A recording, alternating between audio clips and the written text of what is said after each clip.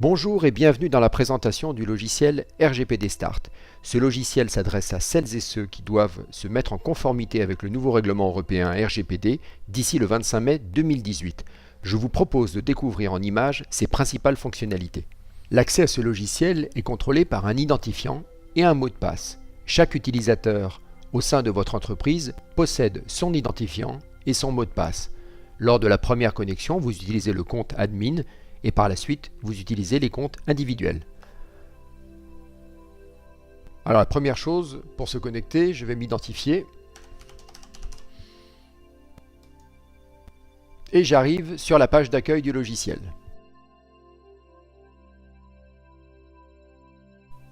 La partie supérieure de la page d'accueil est composée de 7 boutons. En fait, ce sont des onglets qui vous permettent de naviguer dans les différentes parties du logiciel. Le dernier onglet étant dédié au réglage de l'application. L'onglet Société, c'est le carnet d'adresses de votre logiciel. Vous avez sur la partie supérieure un moteur de recherche, vous saisissez soit la raison sociale, soit le nom de la personne, et vous cliquez sur Rechercher. À droite, vous avez deux boutons, Mise à jour statistique, et un plus qui vous permet d'ajouter de nouvelles sociétés. Si vous double-cliquez sur une ligne de société, vous accédez immédiatement à la fiche détaillée de l'entreprise. Alors vous découvrez la fiche de la société Durand, donc c'est un exemple. Vous avez raison sociale, la civilité, prénom, nom de la personne et la qualité. L'adresse, adresse suite, le CP, la ville, pays, téléphone, email, site web. Toutes ces informations sont très classiques. Il est néanmoins important de bien les compléter puisque ces informations sont reprises dans les différents registres et notamment pour tout ce qui est nom, prénom et la qualité de la personne et l'adresse, c'est très important. Vous avez sur la droite un bouton sous-traitant et quand vous cliquez, ça s'adresse particulièrement à tous ceux qui sont sous-traitants. Vous avez trois informations que vous pouvez cocher et compléter. Le premier, dans le cadre du RGPD, est-ce que le sous-traitant a été informé du RGPD ? Et si oui, à quelle date il a été informé et quel type d'information il a reçu? Alors c'était à l'occasion d'une réunion d'information, à l'occasion d'un rendez-vous individuel, à l'occasion d'un mail, d'un courrier. Est-ce qu'il est conforme au RGPD? Et si oui, à la date à laquelle vous avez reçu son attestation? Et enfin, est-ce que vous avez fait un avenant à votre contrat ou est-ce qu'il y a eu une révision du contrat et si oui, à quelle date vous avez fait cette révision? Alors bien entendu, tous ces points juridiques sont à voir avec votre conseil, votre avocat et votre DPO si vous en avez un. L'onglet Historique Relations vous permet de consigner des historiques dans le cadre de la relation avec cette société. Par exemple, j'ai mis Action 1, voilà, automatiquement vous avez la date, l'heure, et l'intitulé que vous avez mis. Donc ça peut être réunion, ça peut être je l'ai appelé, il n'était pas là, j'attends un avenant au contrat, tout ça dans le cadre de la mise en conformité RGPD. Le troisième onglet, c'est les traitements associés, c'est-à-dire que vous allez découvrir tous les traitements qui concernent cette société. Alors bien entendu, c'est les traitements dans lesquels vous avez déclaré que cette société intervenait avec un rôle bien précis. Enfin, l'onglet divers vous permet de supprimer cette société si c'était nécessaire. On enregistre et on ferme. L'onglet traitement, comme son nom l'indique, vous présente tous les traitements que vous avez rentrés dans votre logiciel. Alors, sur la partie supérieure, à l'instar de ce qu'on avait vu dans l'onglet société, vous avez un moteur de recherche pour isoler les traitements, soit par nom, soit par numéro de traitement. Et vous avez un bouton pour rechercher. Le petit icône poubelle vous permet d'effacer ce que vous avez saisi. À droite, un bouton pour la mise à jour des statistiques des traitements et à côté, un bouton plus pour ajouter un nouveau traitement. Vous double-cliquez sur la ligne d'un traitement pour éditer le traitement. Vous avez une colonne statut, une colonne coût, une colonne quantité d'actions réalisées et à faire. Troisième onglet, l'onglet action, vous retrouvez sur la partie supérieure, on a la même philosophie que pour les deux précédents, c'est-à-dire le moteur de recherche. Vous sélectionnez les critères de recherche et vous cliquez sur rechercher. Alors les critères, vous avez les actions réalisées, les actions qui sont à réaliser, les actions qui sont critiques, les actions par collaborateur, les actions par leur nom. Donc, vous avez un moteur de recherche en tapant le nom de l'action. Et puis vous avez le dernier critère, c'est les actions par traitement. Donc vous pouvez déterminer toutes les actions du traitement gestion commerciale par exemple. On peut le faire, hein, on va voir, toc, et on fait rechercher. On a automatiquement les 3 actions que j'ai déterminées pour la gestion commerciale. L'onglet Scénario vous présente les différents scénarios que vous avez mis en place dans le cadre du RGPD, et notamment en cas de vol ou de perte de données. Ces scénarios sont exportables en PDF et au format Word. L'onglet Rapport est l'endroit d'où vous allez pouvoir sortir tous les documents relatifs au RGPD. Les trois principaux, le registre des traitements, le registre des intervenants et des sous-traitants, le registre des notifications. En plus, vous pouvez sortir les actions à réaliser, le planning mensuel des actions à réaliser, le planning hebdomadaire des actions à réaliser, un état sur le budget, l'inventaire des traitements et la liste des actions. Dernier onglet, l'onglet Réglages, vous permet de personnaliser votre copie de logiciel, préciser le nom de votre société, les adresses, EP, ville, est-ce que vous avez un DPO et si c'est obligatoire pour votre cas, la version de vos documents RGPD. Vous déclarez tous les collaborateurs que vous avez dans votre entreprise, en tout cas les collaborateurs qui sont chargés de travailler sur la mise en conformité RGPD. Vous avez des listes de valeurs, de civilité, de bases juridiques pour les traitements, la liste des pays avec l'avis Union Européenne CNIL, à savoir si le transfert vers ces pays est autorisé et est adéquat, la gestion de la licence de votre logiciel bien sûr, et un onglet maintenance.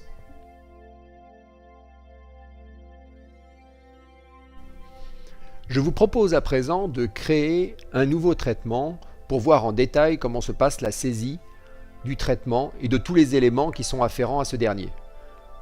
Pour créer un nouveau traitement, rien de plus simple, vous cliquez sur le gros bouton plus et vous confirmez.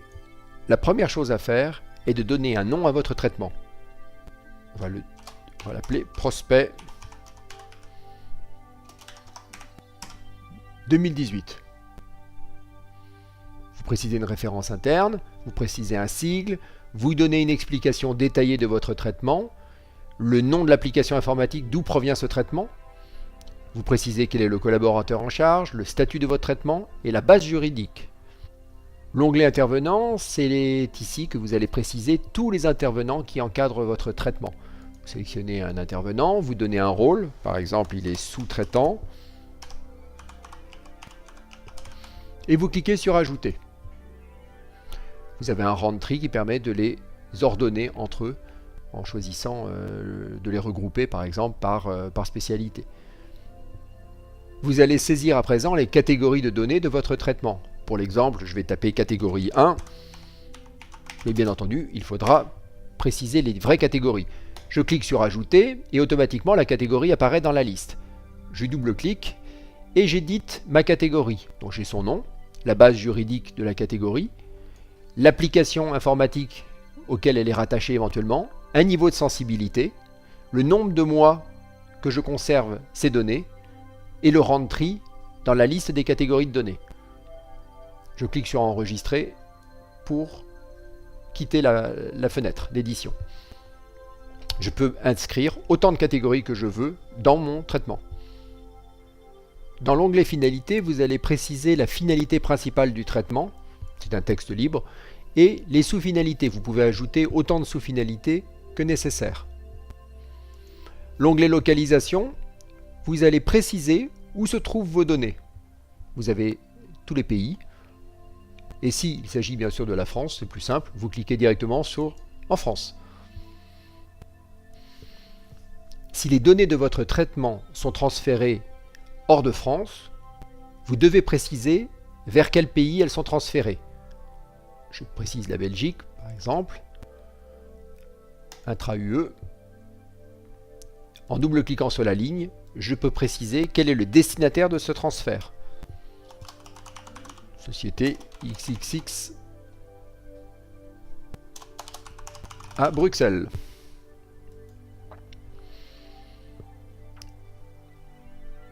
Pour chaque traitement de données, vous allez devoir identifier tous les risques liés à ce traitement. Pour ce faire, vous saisissez risque 1, j'ajoute, je double-clique sur la ligne et je peux préciser le détail du risque, le niveau de criticité et je clique sur Enregistrer. Toujours dans le cadre de ce traitement, vous allez préciser dans l'onglet Mesures les mesures organisationnelles et techniques que vous avez prises pour protéger ce traitement.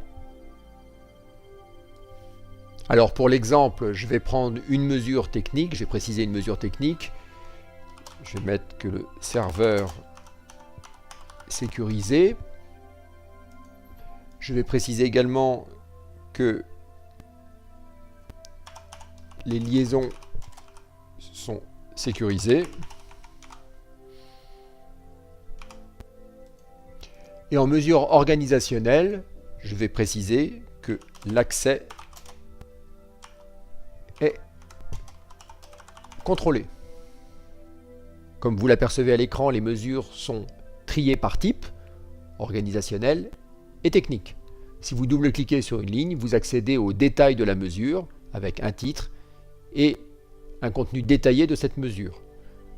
Vous pouvez changer le type si jamais vous en avez la nécessité et vous pouvez, au sein d'une même catégorie de mesures, organiser le rang de tri. La mise en conformité d'un traitement passe par un ensemble d'actions à réaliser. C'est ici, dans l'onglet Actions, que nous saisissons les actions à réaliser.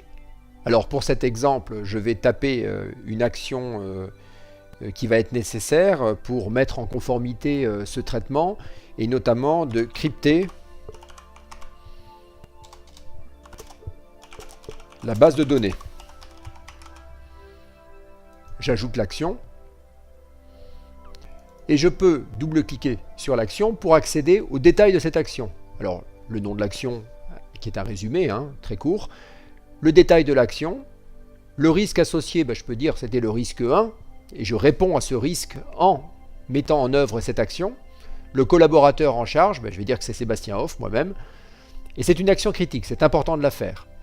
Je peux même décider quand cette action va être réalisée, la durée de l'action en jours et le coût que ça va me permettre. Je vais dire ça va durer, je vais mettre une journée et c'est 900 € pour le réaliser avec le prestataire. Quand elle sera réalisée, je pourrai cliquer réaliser et la date de réalisation. Je clique sur enregistrer pour enregistrer.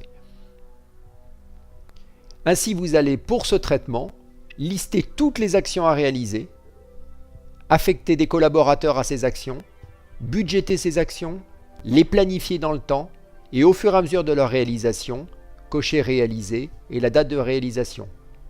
L'ensemble de ces actions sont reprises dans le dossier, dans le rapport de ce traitement. Afin d'illustrer votre traitement, vous pouvez charger dans cet onglet un schéma sous la forme d'une image. Alors ça peut être un croquis, un schéma technique. Il sera présenté sous la forme d'une pleine page A4 en format portrait. L'onglet Rapport vous permet, en cliquant sur le bouton Rapport traitement, d'obtenir un aperçu instantané du rapport de ce traitement. Et vous retrouvez toutes les catégories et les données que vous avez consignées à l'intérieur. Les actions, les mesures et les informations du traitement. Bien entendu, cet export est possible en Word ou en PDF.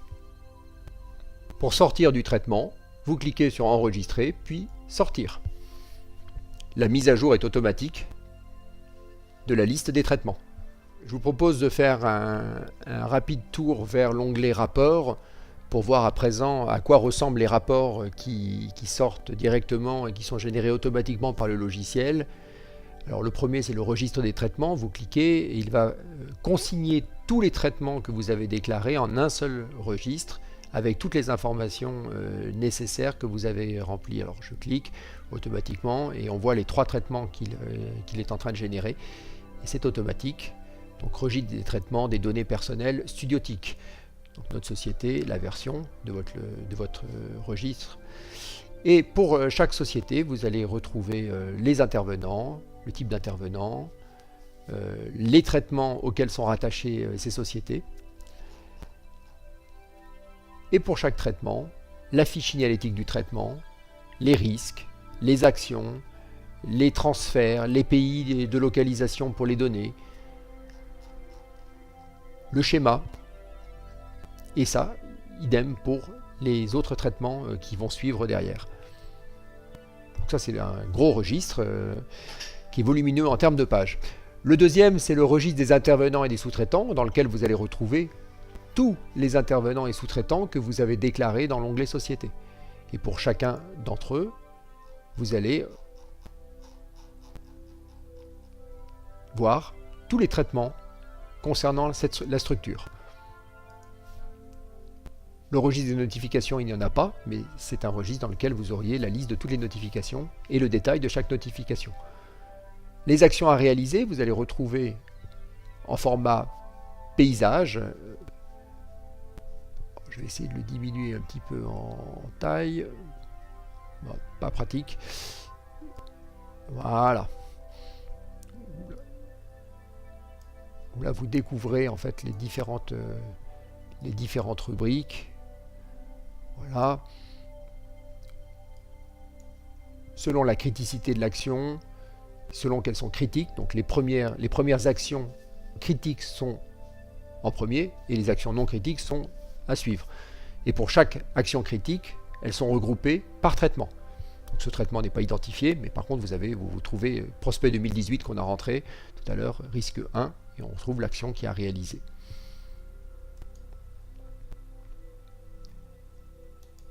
Budget. Le budget, donc on a rentré une seule action qui était cryptée la base de données, on a dit qu'il y avait une journée pour 900 € dans le traitement prospect 2018. Bien entendu, s'il y avait d'autres actions qui étaient chiffrées, vous trouveriez le budget total pour la mise en conformité RGPD. Cette présentation est à présent terminée. Je vous remercie vivement de l'avoir suivi. Vous pouvez nous contacter aux coordonnées qui s'affichent à l'écran si vous souhaitez tester ce logiciel en toute liberté. Nous nous tenons à votre disposition pour répondre à toutes vos questions ou à vos remarques, bien sûr. Et je vous souhaite une bonne journée. Merci.